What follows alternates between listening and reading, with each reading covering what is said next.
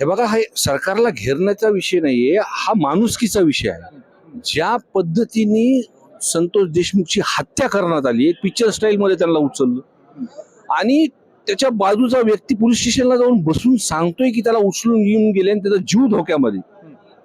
त्याच्यानंतर सुद्धा 3-4 तासानंतर त्याचा मर्डर होतोय. आणि एवढं सगळं झाल्यानंतर ते सुपारी घेणारे पोरं उगाच पकडले. ते तर त्याला तर शिक्षा झालीच पाहिजे.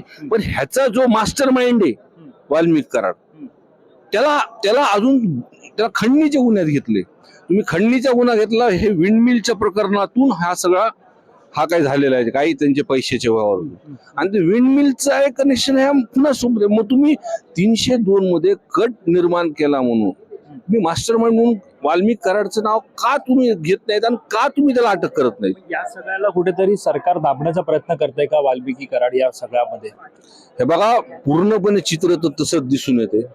म्हणजे सभागृहाच्या पहिल्या दिवसापासून आम्ही आंदोलन करतोय आणि आज सुद्धा आम्ही प्रश्न मांडल्यानंतर मुख्यमंत्री साहेबांनी मी हा विषय बोललो सभागृहामध्ये, पण ह्याच्यावरती उद्या चर्चा करू म्हणून सभापती साहेबांनी पुढे ढकलल्या.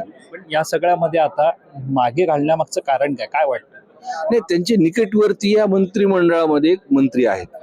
ते सगळ्यात मोठं कारण आहे वाल्मिक कराडांना वाचवण्यासाठी.